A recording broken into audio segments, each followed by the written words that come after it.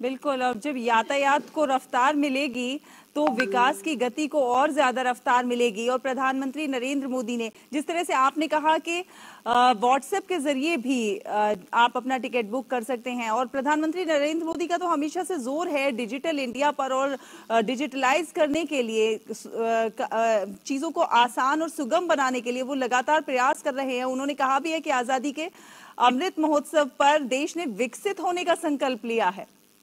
देखिए, बिल्कुल 2047 तक देश को विकसित होना है और निश्चित तौर पर, और जब हमारा देश विकसित होने की राह पर आगे चलेगा तो तकनीक का भी हमें सहारा है वो लेना पड़ेगा। और आपने देखा भी होगा कि प्रधानमंत्री लगातार तकनीक का जिक्र करते हैं और तकनीक ने कितनी लाइफ बदल की है। और खासतौर से कोरोना काल में जिस तरीके से तकनीक का प्रयोग किया गया, आपदा में अवसर ढूंढे गए और हमारे तमाम जो वैज्ञानिक हैं और हमारे तमाम जो कारोबारी हैं जिस तरीके से उन्होंने काम किया, तो आज देश जिस तरक्की की राह पे आगे चल रहा है उनका एक बड़ा योगदान है।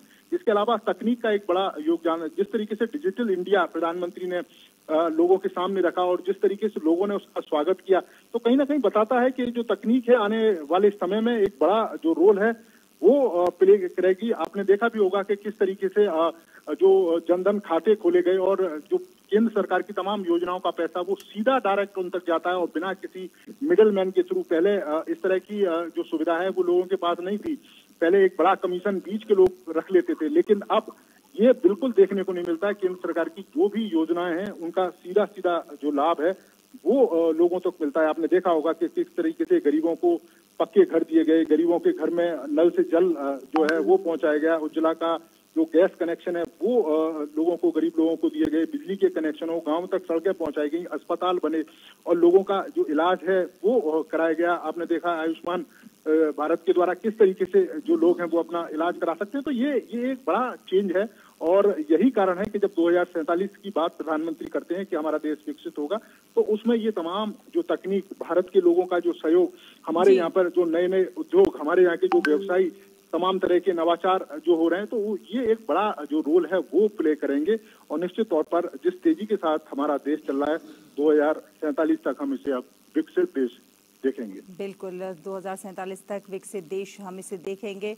और ये जो मेट्रो लाइन का उद्घाटन आज प्रधानमंत्री नरेंद्र मोदी करेंगे, ये सचमुच एक बहुत बड़ी सौगात होगी कर्नाटक वासियों के लिए, बेंगलुरु वासियों के लिए। क्योंकि नीरज, हम जानते हैं, हम और आप दिल्ली में रहते हैं और हम जानते हैं कि मेट्रो लाइन दिल्ली में आने से पहले किस तरह जाम की स्थिति होती थी। घंटों घंटों जाम में फंस जाते थे और कई दफ्तर जाने के लिए या कॉलेज जाने के लिए कई घंटे पहले निकलना होता था। लेकिन जब यातायात सुगम होता है तो बहुत सारी चीजें आसान हो जाती हैं और आप अपने मस्तिष्क को भी और ज्यादा बेहतर कामों के लिए इस्तेमाल कर सकते हैं। देखिए, बिल्कुल आपने देखा होगा, अगर आप कल्पना करें कि दिल्ली में द्वारका से अगर आप बाया रोड धौलाकुआं होते हुए अगर आप आए तो किस तरह की स्थिति रहेगी और जाम में कितना समय आपको बिताना पड़ेगा। लेकिन वही अगर आप मेट्रो से आए तो आप आधा घंटे के अंदर आप अपने ऑफिस भी पहुंच सकते हैं और दिल्ली के दिल कनॉट प्लेस में भी पहुंच सकते हैं। तो ये एक बड़ा चेंज है और जब लोगों के पास समय बचता है तो उनकी क्रिएटिविटी है वो भी बढ़ती है और जो समय है उसका जो सदुपयोग है वो भी लोग कर सकते हैं। और खासतौर से फ्यूल है, फ्यूल में काफी जो बचत है वो होती है, लोगों का समय बचता है। तो एक बड़ा बदलाव देखने को मिलता है और यही कारण है कि ना सिर्फ कर्नाटक, आपने देखा होगा कि देश के अलग अलग हिस्सों में जिस तरीके से प्रधानमंत्री या कहें कि केंद्र सरकार लगातार जो मेट्रो का जो विस्तार है वो कर रही है, तो लोगों की सुविधाओं का ध्यान रखा जा रहा है। और सिर्फ दिल्ली नहीं, आप देखें आगरा में जिस तरीके से काम चल रहा है, रैपिड अगर ट्रेन की बात करें तो मेरठ में जिस तरीके से काम चल रहा है और कुछ समय के बाद वो रैपिड ट्रेन है वो भी देश की जो पहली रैपिड ट्रेन है वो भी शुरुआत होगी। तो रफ्तार और इसके अलावा तकनीक और कनेक्टिविटी उस पर काफी सारा जो फोकस है वो जो प्रधानमंत्री हैं वो इस समय कर रहे हैं। और इसके साथ साथ एक बात का जिक्र और मैं करूंगा कि कुछ समय पहले कर्नाटक में ही अगर देखें प्रधानमंत्री मंड्या पहुंचे थे और वहां पर आप अगर देखें मैसूर और रामनगर के बीच में जो हाईवे है उसकी जो शुरुआत है वो भी हुई थी। क्योंकि सबसे पहले मैं एक बार पहले पहुंचा था, बेंगलुरु गया था, तो बेंगलोर से जब आप बेंगलुरु जाते हो तो रास्ते में वेस्टर्न घाट पड़ता है, लैंडस्लाइड की वजह से वो रास्ता भी बंद हो जाता था, लोगों को बड़ी परेशानी होती थी। लेकिन अब वो रास्ता अब हमेशा खुला रहेगा क्योंकि वहां पर भी तेजी के साथ जो काम है मैसूर कुशीनगर जो हाईवे उसका उसे चौड़ा किया जा रहा है ताकि जो कनेक्टिविटी है वो अच्छी होगी। और दूसरी सबसे बड़ी बात है कि अगर कनेक्टिविटी का विस्तार तेजी के साथ होगा, रफ्तार के साथ होगा, तो इंडस्ट्री का भी उसी तरीके से विस्तार होता है। और जब इंडस्ट्री का विस्तार होगा तो निश्चित तौर पर जो लोग हैं उनको रोजगार के तमाम साधन मिलेंगे और जो राज्य हैं वो तेजी के साथ विकसित होंगे। जब राज्य तेजी के साथ विकसित होंगे तो निश्चित तौर पर देश भी उसी तेजी के साथ विकसित होगा। और यही कारण है कि प्रधानमंत्री टेक्नोलॉजी के साथ साथ कनेक्टिविटी और कनेक्टिविटी के साथ साथ लोगों की जो सुविधा और उनकी जो परंपराएं उसका भी ध्यान रखकर किसी भी तरह का जो प्रोजेक्ट है वो तभी लोगों के बीच में लेके जाते हैं कि उनकी परंपराओं का भी ध्यान रखा जाए, कनेक्टिविटी का भी ध्यान रखा जाए और लोगों की सुविधा का भी ध्यान बिल्कुल रखा जाए। कनेक्टिविटी का, परंपराओं का, इन तमाम चीजों का ध्यान रखते हुए प्रधानमंत्री तमाम प्रयास कर रहे हैं। और इस सबके साथ नीरज, पर्यावरण का भी पूरा ध्यान रखा जा रहा है। फ्यूल को किस तरह से और ज्यादा बचाया जा सके इस पर भी लगातार काम हो रहा है। आपने ही बताया कि ये ट्रेन इस तरह से निर्मित की गई है कि जब ये ब्रेक लेगी, ब्रेक के दौरान भी ये बैटरी को चार्ज करेगी और उस बैटरी से आगे चलेगी। तो कहीं ना कहीं किस तरह से फ्यूल सेविंग हो और भविष्य के लिए ईंधन की बचत हो, भविष्य के निर्माण पर काम किया जा रहा है। देखिए बिल्कुल काम किया जा रहा है और इसका एक बढ़िया उदाहरण है कि अगर आप देखें कर्नाटक में जो गन्ना जो किसान हैं वो बड़े पैमाने पर गन्ने का उत्पादन करते हैं। तो अब गन्ना किसानों को बेहतर मूल्य किस तरीके से मिले, तो सरकार प्रमोट कर रही है कि गन्ना से एथेनॉल बनाने को। और आपने देखा होगा कि बड़े पैमाने पर जो गन्ना किसान है उन्होंने एथेनॉल बनाया भी और उसका फायदा भी हुआ। करीब करीब पिछले वर्ष में 20,000 करोड़ रुपए का एथेनॉल तेल कंपनियों को बेचा गया और इसका जो सीधा जो फायदा है वो गन्ना किसानों को मिला। तो आप समझ सकते हैं कि जो एनर्जी है उस पर किस तरीके से लगातार काम किया जा रहा है, जो फ्यूल है उस पर किस तरीके से काम किया जा रहा है कि जो लोग हैं उन तक जो पैसा है वो भी पहुंचे, लोगों तक सुविधा भी पहुंचे और हम फ्यूल को बचा सकें और फ्यूल के जो दूसरे जो रूप है उसका हम जो प्रयोग है वो कर सकें। तो केंद्र सरकार इसके लिए भी लगातार प्रयास कर रही है और उसका जो सीधा जो फायदा है वो यहाँ के किसानों को भी मिल रहा है। दूसरी अगर हम देखें कि जिस तरीके से पिछले साल ही जिस तेजी के साथ यहाँ पर काम किया गया और इस साल के बजट में केंद्र सरकार ने अगर आप देखें तो अपर भद्रा प्रोजेक्ट जो 5,300 करोड़ रुपए का है और उसकी भी कह सकते हैं कि घोषणा करी थी। और इसमें कर्नाटक में एक कह सकते हैं कि जो सिंचाई की जो समस्याएं थी उसका स्थायी समाधान होगा, तो उसका भी सीधा जो लाभ है वो किसानों को मिलेगा। तो इस तरह की तमाम। और ये देखिए नीरज, ये तस्वीरें आई हैं जो दिखा रही हैं प्रधानमंत्री नरेंद्र मोदी मेट्रो में बैठे हुए हैं, सफर कर रहे हैं और उनके साथ कई कर्मचारी बैठे हैं। कई अलग अलग कुछ यात्री हैं, कुछ कर्मचारी भी हैं और उनसे बहुत ही सहजता से प्रधानमंत्री नरेंद्र मोदी जिस तरह से बात कर रहे हैं, आप देखिए बहुत खूबसूरत तस्वीरें। देखिए बिल्कुल खूबसूरत हैं और सिर्फ आप यही नहीं, आपने देखा भी होगा कि जिस समय काशी विश्वनाथ मंदिर का कॉरिडोर बना था, आपने देखा होगा कि जिन कर्मचारियों ने उस मंदिर में मेहनत करी थी, उन मंदिर में ईंटें उठाई थी, प्रधानमंत्री ने उनके साथ मुलाकात करी थी, उनके साथ उनके जो अनुभव हैं वो साझा किए थे। आपने देखा होगा कि जिस तरीके से दिल्ली के अंदर भी जो नई पार्लियामेंट बन रही है वहां पर भी जो मजदूर लोग काम कर रहे हैं उनके साथ प्रधानमंत्री ने इंटरेक्ट किया था।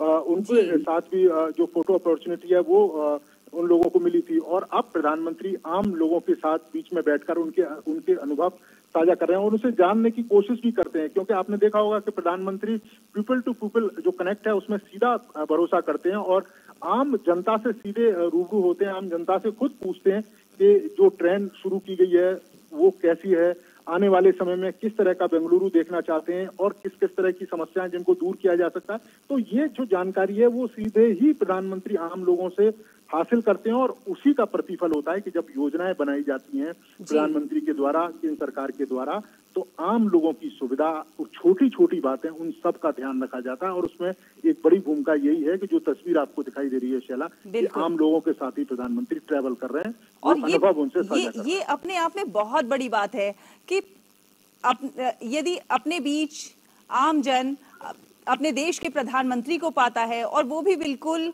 आम अंदाज में बिना किसी लाग लपेट के उनसे बात कर रहे हैं, इस तरह से बात कर रहे हैं कि वो असहज भी नहीं हो रहे हैं, तो ये अपने आप में बड़ा खूबसूरत है, यही उनको जनप्रिय बनाता है।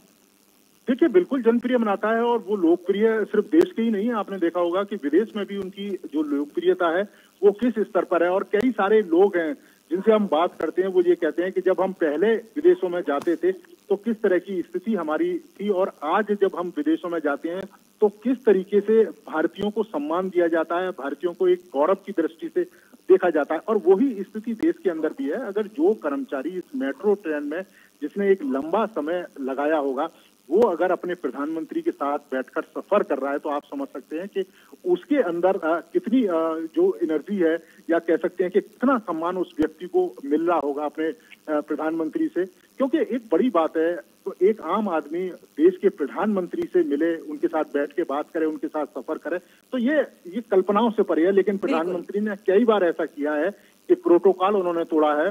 कई बार प्रोटोकॉल तोड़ के अपनी सुरक्षा की चिंता किए बिना वो जनता के बीच में चले जाते हैं, उनसे सीधे रूबरू होते हैं। और यहाँ पर भी ऐसा कोई प्रोटोकॉल नहीं था, ऐसा कोई कार्यक्रम नहीं था कि प्रधानमंत्री को किसी के साथ सफर करना है। लेकिन यहाँ प्रधानमंत्री पहुंचे और वो आमजन जिनके साथ, जिन्होंने यहाँ पर मेट्रो में काम किया था, उन्हीं के साथ उन्होंने अपने सफर की शुरुआत की व्हाइट फील्ड से, जब वो मेट्रो में सवार हुए चला। और ये मेट्रो भी देखें नीरज, काफी शानदार, काफी अच्छी मेट्रो लग रही है। अगर इसकी खूबियों की बात करें तो क्या क्या फीचर्स इसमें मौजूद हैं? फ्यूल की बात करें तो जिस तरह से आपने कहा था कि अक्षय ऊर्जा से भी ये ट्रेन संचालित होगी, क्या क्या इसकी खूबियां हैं, अगर आप हमारे दर्शकों को बताएं। देखिए, बिल्कुल मैं सबसे पहले बताऊं, जैसा मैं जिक्र भी कर रहा था कि रीजनरेटिव ब्रेकिंग सिस्टम इसमें लगाया गया। अब वो होता क्या है कि जब भी ट्रेन चलेगी और जब भी उस ट्रेन में ब्रेक लगेगी, कई बार होता है कि ब्रेक लगाने में एनर्जी का वेस्ट होता है, लेकिन इसमें इस तकनीक का प्रयोग किया गया है कि जब ब्रेक लगेगी तो एनर्जी जनरेट होगी। जब वो एनर्जी जनरेट होगी तो उस एनर्जी का जो प्रयोग है वो मेट्रो के संचालन में, या कहें कि मेट्रो स्टेशन है उनके संचालन में उसका प्रयोग किया जाएगा। बिजली की जो खपत है वो ये सेल्फ ही पूरा करेगी, क्योंकि सोलर जो पावर सिस्टम है उसमें लगाया गया है। आपको अलग से जो बिजली है उस पर अतिरिक्त खर्च नहीं करना होगा। बैटरी चार्जिंग की भी सुविधा है, क्योंकि जब आप मेट्रो में सफर करते हैं तो कई सारी चीजें जो बैटरी है उससे चलती है, मेट्रो खुद। तो उस तरह की जो सुविधा है, अब जो जैसा मैं जिक्र कर रहा था, तमाम तरह की अत्याधुनिक सुविधाओं से लैस है। अगर कोई भी दिव्यांग इसमें सफर करना चाहता है तो उसकी सुविधाओं का विशेष ध्यान रखा गया है। इसके अलावा जो बुजुर्ग लोग हैं उनकी जो सुविधा है उसका विशेष ध्यान है इस मेट्रो में रखा गया। उसकी डिजाइन है इस तरीके से बनाई गई है कि आप आसानी से मेट्रो के अंदर प्रवेश करें, आप टिकट लें और सीधे प्लेटफॉर्म पर पहुंचें। एक्सीलेटर लगाया गया है। लिफ्ट की जो सुविधा है वो ज्यादा से ज्यादा की गई है। लोगों को रश में लाइन न लगानी पड़े भीड़ के समय, क्योंकि बड़ा इलाका है व्हाइट फील्ड का और आईटी कंपनियों का हब है, तो उसके लिए आप व्हाट्सएप से जो टिकट है वो भी ले सकते। तो इस तरह की तमाम जो सुविधाएं हैं, छोटी छोटी सुविधाएं, उसका ध्यान रखा गया है। और यही कारण है जो इस मेट्रो की जो खूबी है कि आम सुविधाओं के साथ साथ तकनीक का भरपूर इस्तेमाल इस मेट्रो ट्रैक में किया गया। बिल्कुल बिल्कुल, बहुत कई खासियत से लैस है ये